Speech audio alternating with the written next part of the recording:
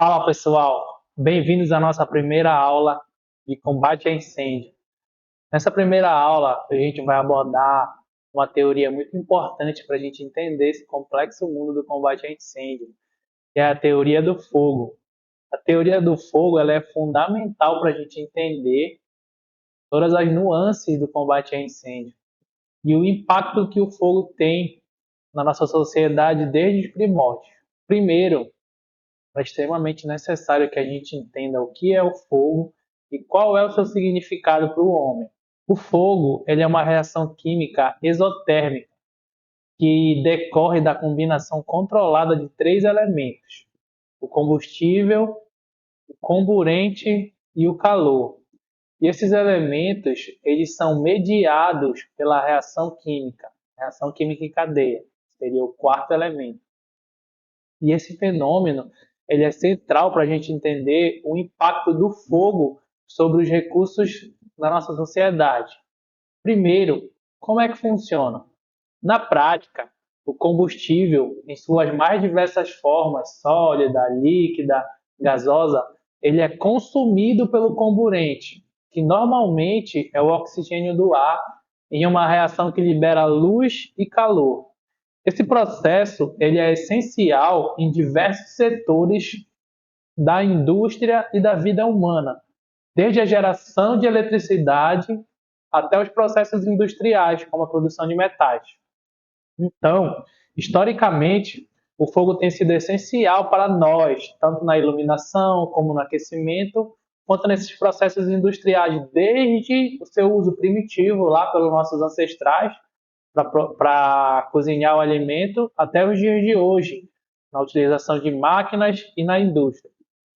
No entanto, essa mesma energia que nos impulsiona para o progresso, ela pode se tornar um agente de destruição quando ela fica descontrolada e se não for gerenciada adequadamente. Então, nós, profissionais, brigadistas, bombeiros, militares, bombeiros civis, a gente necessita compreender essa teoria do fogo para a gente ter estratégias eficazes na prevenção, no combate e no controle a esse sinistro.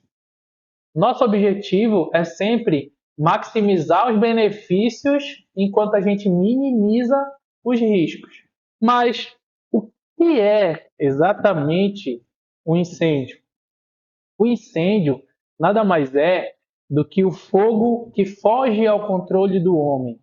O incêndio é um evento descontrolado, desejado, que vem de uma reação de combustão, uma reação química de combustão. Quando as condições se tornam ideais para o fogo, ele alcança o status de incêndio, que é, como eu já disse, é o fogo que foge ao controle. E como resultado disso, pode ocorrer uma rápida propagação de calor e chamas e fumaça, que é o que realmente caracteriza o incêndio. O combustível, como eu já disse, ele pode assumir várias formas e ele fornece a matéria-prima para a combustão. Em situações normais, a presença de oxigênio no ambiente ela é equilibrada, porém, quando há um desequilíbrio, esse fogo ele escapa ao controle e aí se torna um incêndio, que é uma força destrutiva que pode consumir tudo que está no seu caminho.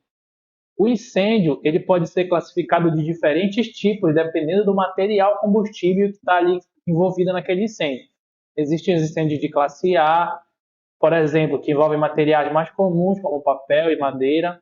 Existem incêndios de classe B, que são os incêndios que envolvem os líquidos inflamáveis, como a gasolina. E conhecer essas classes de incêndio é fundamental para determinar o método de combate. O incêndio, apesar da natureza destrutiva, é um fenômeno que pode ser compreendido e controlado com conhecimento adequado. A prevenção e a detecção precoce e a intervenção rápida são essenciais para mitigar os danos que esse incêndio possa vir a causar. E para compreender essa essência do fogo e como controlar, é essencial que a gente mergulhe no conceito do tetraedro do fogo. O que é o tetraedro do fogo? O tetraedro do fogo ele é a representação visual dos elementos cruciais que convergem na combustão. Cada vértice do tetraedro representa um dos 4 elementos fundamentais, a saber, o combustível, o comburente, o calor, e tudo isso é mediado por uma reação química.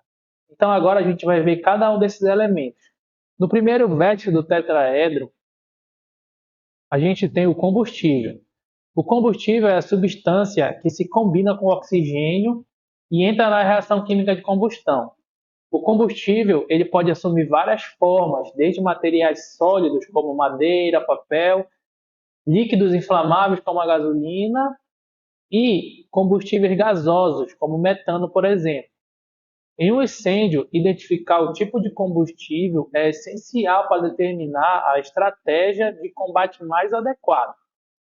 Por exemplo, um incêndio em uma floresta, onde a vegetação seca atua como combustível, se o fogo encontrar as condições ideais, ele pode se propagar rapidamente, porque tem muito combustível. Isso vai consumir uma grande área de floresta, certo?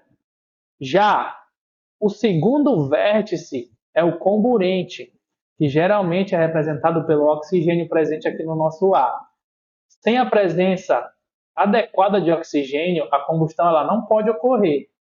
A quantidade de oxigênio disponível ela influencia diretamente na intensidade do fogo. Quanto maior a oferta de oxigênio, maior a intensidade do fogo.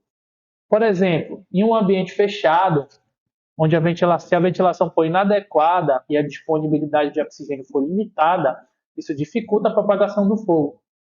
Por outro lado, em espaços abertos, a combustão ela pode ser mais intensa devido à maior oferta de oxigênio. Vamos ao 3 agora. O terceiro vértice do tetraedro é o calor, que é a fonte de energia que inicia e sustenta a reação de combustão. O calor ele é fundamental para elevar a temperatura do combustível até o ponto de ignição. Então, um exemplo, ao acender um fósforo, esse atrito ele é suficiente para iniciar a combustão desse palito. E esse calor é essencial para que a reação química se inicie e se mantenha.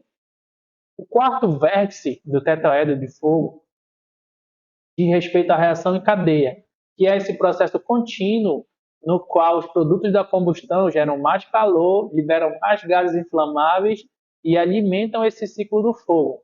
Por exemplo, um incêndio em um depósito de materiais inflamáveis, a reação em cadeia ocorre quando os vapores liberados durante a combustão continuam alimentando o fogo, resultando em chamas persistentes e intensas. Então, entender esse tetraedro do fogo é fundamental para os brigadistas, bombeiros militares, pois guia a abordagem estratégica no combate a esse incêndio.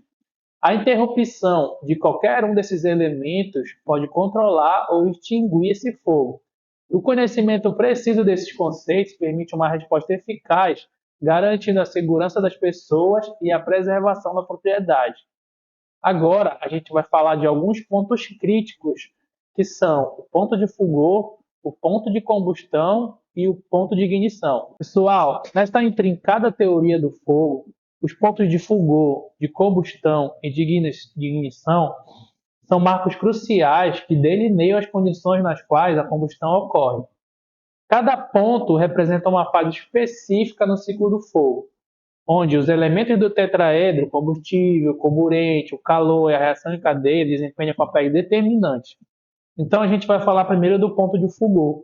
O ponto de fulgor é a temperatura mínima na qual o combustível começa a liberar vapores em quantidades suficientes para formar uma mistura inflamável, mas ainda não é capaz de manter a combustão contínua.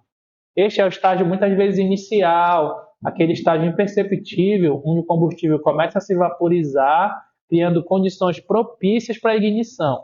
Por exemplo, considere você um recipiente de gasolina em um ambiente quente. O ponto de fulgor é atingido quando a gasolina começa a liberar vapores que, se expostos a uma fonte de ignição, como fósforo ou isqueiro, podem se inflamar momentaneamente. Já o ponto de combustão é o ponto na qual a temperatura da mistura dos vapores e o oxigênio atinge um equilíbrio para sustentar uma combustão contínua. Nesse estágio, a mistura de combustível e oxigênio é inflamada e a reação química de combustão se mantém enquanto as condições forem favoráveis. Por exemplo, uma vez que a mistura esses vapores aí de gasolina e oxigênio atingem uma temperatura suficiente, a combustão continua a ocorrer. Nesse ponto, as chamas são mantidas sem a necessidade de uma fonte externa de ignição. Já o ponto de ignição é a temperatura mínima na qual a mistura de vapores e oxigênio ela pode ser inflamada de forma espontânea, sem a necessidade de uma fonte externa de calor. Esse estágio é muito crítico, onde o fogo pode iniciar sem qualquer intervenção externa. Por exemplo, se a temperatura ambiente se eleva demais e a concentração desses vapores de gasolina é suficientemente alta, o ponto de ignição é alcançado e isso resulta na inflamação instantânea e espontânea da mistura, sem a presença de uma faísca externa. Então, compreender esses pontos é criticamente essencial para a preservação e o combate a incêndio. Ao identificar e gerenciar as condições que levam a esses pontos, nós, os bombeiros militares, os brigadistas, os bombeiros civis, a gente pode adotar estratégias proativas para interromper a progressão do fogo, antes que ele atinja estágios mais avançados e perigosos. O conhecimento preciso desses conceitos é ferramenta crucial para a segurança e eficácia no manejo das situações envolvendo combustíveis inflamáveis. Vamos falar agora de um outro ponto muito importante, que são as fases do fogo. A evolução do fogo é marcada de fases distintas, cada uma marcada por condições e características específicas e comportamentos singulares. Compreender essas fases do fogo é essencial para os brigadistas e para os bombeiros, pois elas guiam as estratégias durante as intervenções. Fase inicial. Na fase inicial, as condições são muitas vezes sutis, porém são cruciais. É nesse estágio que o combustível atinge o ponto de fulgor, liberando vapores inflamáveis em quantidade suficiente para formar uma mistura com o oxigênio do ar. Contudo, a combustão ainda não é sustentada de maneira visível. Por exemplo, imagine um curto-circuito em um aparelho eletrônico. Nesse caso, o calor gerado pode iniciar a liberação de vapores inflamáveis, aquela fumacinha ali, mas o fogo ainda não é evidente. Já a segunda fase, que é a fase de queima livre, é a transição, quando a mistura de vapores inflamáveis e oxigênio atinge o ponto de combustão. Nesse estágio, as chamas elas se tornam visíveis e intensas, alimentando-se da disponibilidade contínua de combustível e oxigênio naquele ambiente. Por exemplo, se o incêndio começar em uma cozinha devido a um vazamento de gás, a queima livre pode ocorrer quando a mistura de gás e ar atinge uma concentração que suporta a combustão contínua, gerando chamas visíveis. Já a fase de queima lenta ela é representada quando as condições mudam. O fogo se torna mais controlado, com uma quantidade adequada de combustível sendo consumida de maneira mais gradual. A queima lenta ela pode ocorrer quando há uma quantidade limitada de oxigênio disponível ou quando o combustível já foi quase todo consumido ou é consumido de forma mais eficiente. Por exemplo, considere um incêndio em um escritório onde o material combustível é principalmente papéis e móveis. Se os bombeiros conseguirem controlar parcialmente o ambiente, limitando a entrada de oxigênio, o fogo pode entrar na fase de queima lenta. Entender essas fases do fogo é crucial para antecipar o comportamento do fogo e adotar estratégias mais eficazes. A abordagem ela varia em cada estágio, desde a prevenção, a detecção precoce na fase inicial, até a contenção e extinção da queima livre. O conhecimento preciso dessas fases não apenas aumenta a segurança dos profissionais envolvidos, mas também melhora a eficácia das operações de combate a incêndio. E agora, vamos falar de dois conceitos importantíssimos, que são o flashover e o backdraft, que são fenômenos críticos que ocorrem em incêndios. Nesse universo complexo do combate a incêndio, dois fenômenos são extremamente perigosos e desafiadores e se destacam. São o flashover e o backdraft. Ambos representam momentos cruciais e potencialmente letais durante uma ocorrência de incêndio, exigindo uma compreensão aprofundada por parte dos brigadistas e bombeiros. Então vamos lá, primeiro o flashover. O flashover ele é um fenômeno extremamente perigoso que ocorre quando todos os materiais combustíveis em um ambiente atingem simultaneamente a temperatura de ignição. Isso resulta em uma combustão generalizada e instantânea de todos os objetos inflamáveis dentro do espaço, e eles são envolvidos por chamas rapidamente. Por exemplo, um incêndio em uma sala onde os móveis e cortinas e outros materiais começam a liberar vapores inflamáveis, se as condições forem propícias, o flashover pode ocorrer, tornando-se rapidamente a sala inteira numa massa de fogo. O flashover é um momento crítico e extremamente perigoso para os bombeiros e brigadistas, pois pode ocorrer de forma rápida e sem aviso prévio, tornando essencial a identificação de sinais precoces, como o aumento rápido da temperatura e o desenvolvimento de gases inflamáveis pelo ambiente.